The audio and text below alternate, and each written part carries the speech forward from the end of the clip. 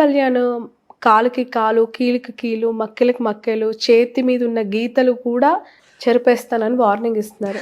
Seriously మీ ధైర్యం ఏంటి? భయమేదా? ఎందుకనంటే పవన్ కళ్యాణ్ ఇకపై నోరు అదుపులో పెట్టకపోతే చేతి మీద మీ గీతలు ఉన్నాయి ఒకసారి చూయించు.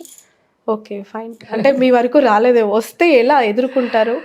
తెలుగుదేశం పార్టీతో జత కలిసి ప్యాకేజీలు తీసుకొని ఒక పార్ట్ టైం పొలిటీషియన్గా ప్యాకేజ్ స్టార్గా ఉన్న ఆయన వైఎస్ఆర్సీపీని లేకుండా చేస్తాను అంటే చాలా హాస్యాస్పదంగా ఉంది. నిన్న కూడా మీటింగ్లో నేను క్లియర్గా చెప్పా, వైఎస్ఆర్సీపీ అనేది లేకుండా చెయ్యాలి అనుకుంటే మీ తాతలు దిగి రావాలి, వాళ్ళు వచ్చినా కూడా అయ్యే పరిస్థితి లేదు. ఎందుకంటే ఇది ఒక ఎమోషన్లో నుంచి పుట్టిన పార్టీ, ఇది ప్రజల్లో నుంచి పుట్టిన పార్టీ. వైఎస్ఆర్ సిద్ధాంతాల కోసం, వైఎస్ఆర్ గారిని అభిమానించిన ప్రజల్ని కాపాడటం కోసం జగన్ గారు తను ఇచ్చిన మాట కోసం పెట్టిన పార్టీ ఇది. సో దీన్ని లేకుండా చేయటం అనేది ఎవ్వడి తరం కాదు. అది పవన్ కళ్యాణ్ తెలుసుకోవాలి ఫస్ట్. రెండోది, నువ్వు ఏదైతే అబద్ధాలు చెప్పి ఈరోజు కూటమి ప్రభుత్వంలో గులాం చేసి అధికారంలోకి వచ్చావో, నువ్వు చెప్పిన వాటికి కట్టుబడి ఉండు. సుగాలి ప్రీతికి న్యాయం చేస్తా అన్నావు, ముందు ఆ అమ్మాయికి న్యాయం చేయి. వాళ్ళ తల్లిని అపాయింట్మెంట్ కోసం పడిగాపులు పడుతుంది, ధర్నాలు చేస్తుంది. ఆ ఓట్లతో వచ్చిన నువ్వు వాళ్ళకు ముందు న్యాయం చేయి. ఆడబిడ్డని ఎవడైనా ఏదైనా అంటే నిమిషాల్లో అక్కడికి వచ్చి వాళ్ళకి ఏదో చేస్తాను, అలాంటి చట్టాలు తెస్తానన్ను. ఈరోజు ఇంతమంది చనిపోతున్నారు ఆడపిల్లలు. నీ కాన్స్టిట్యున్సీ పిఠాపురంలో కూడా తెలుగుదేశంకి సంబంధించిన వాళ్ళు రేప్ చేస్తే కనీసం పరామర్శించలేదు, న్యాయం చేయలేదు, పరామర్శకు కూడా చేయలేదు. అది ముందు నేర్చుకోవాలి ఆయన. పవన్ కళ్యాణ్ గారిని హోమ్ మినిస్టర్ తీసుకోమని సజెస్ట్ చేస్తారా?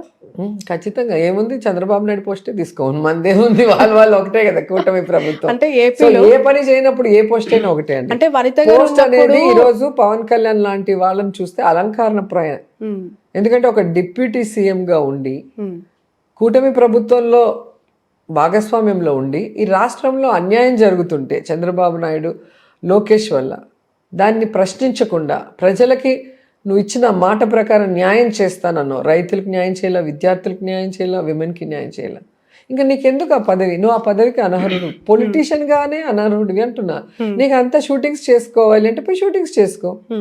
నీకేం రైట్ ఉంది? ప్రజల డబ్బులతో హెలికాప్టర్లో తిరుగుతావు, ప్రజల డబ్బులతో అన్ని కంఫర్ట్స్ అనుభవిస్తున్నావు, ప్రజల డబ్బుతో ఈరోజు అధికారాన్ని అనుభవిస్తూ ఎక్కడో హైదరాబాద్లో షూటింగ్స్ చేసుకుంటూ టైంపాస్ పాలిటిక్స్ లాగా రావటం, జగన్ గారిని తిట్టడం, వైసీపీని తిట్టడం, మీ రేఖలు లేకుండా చేస్తా, మీ పార్టీ లేకుండా చేస్తా, మక్కలు ఎరగొడతా. నువ్వు రౌడీవా లేదా మటన్ మస్తానువా? మక్కలు కొట్టడానికి సండే అయితే మటన్ చికెన్ మొక్కలు కొట్టి ఇవ్వడానికి. ఆయన మాట్లాడే మాటలు చూస్తే సినిమా డైలాగులు సినిమాకి బాగుంటాయి, బయట ఇలాంటివి మాట్లాడితే ఏం పొలిటీషియన్ రా వీడిని ఎట్టరా భరించాలనే తలలు పట్టుకుంటున్నారు జనాలు. అయితే రోజా గారు అప్పుడు అధికారంలో ఉన్నప్పుడు ఎక్కువగా రోజా గారు వర్సెస్ పవన్ కళ్యాణ్ గారి కాంట్రవర్సీసే రోజు కనిపించాయి కదా.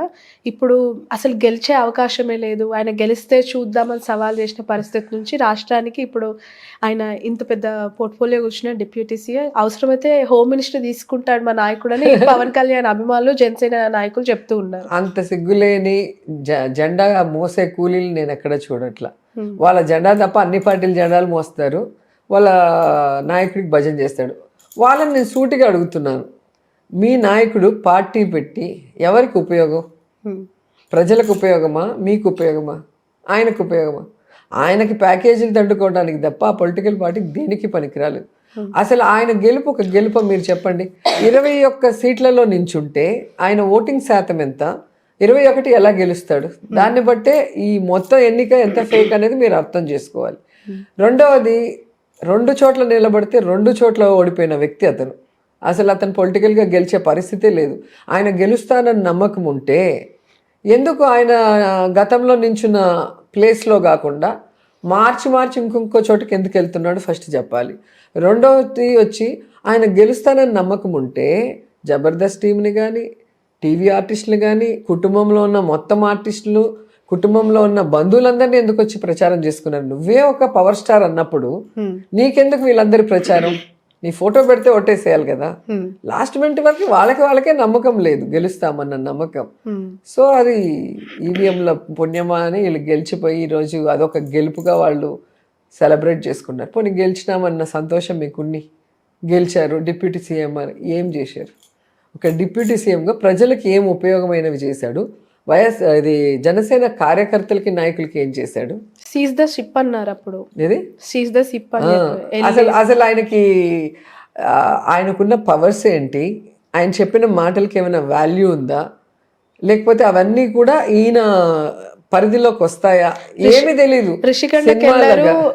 మీ హయాంలో జరిగిన ప్యాలెస్ లో ఎంత అద్భుతంగా అంటే ప్రజల డబ్బులను ఎలా వృధా చేశారో చూపించారు. ప్రజల అవసరార్థం కట్టాల్సినవి పర్సనల్ గా ఎందుకు కట్టారు, ఎందుకు ఇలా చేశారు వృధా అని చెప్పి ప్రశ్నించారు.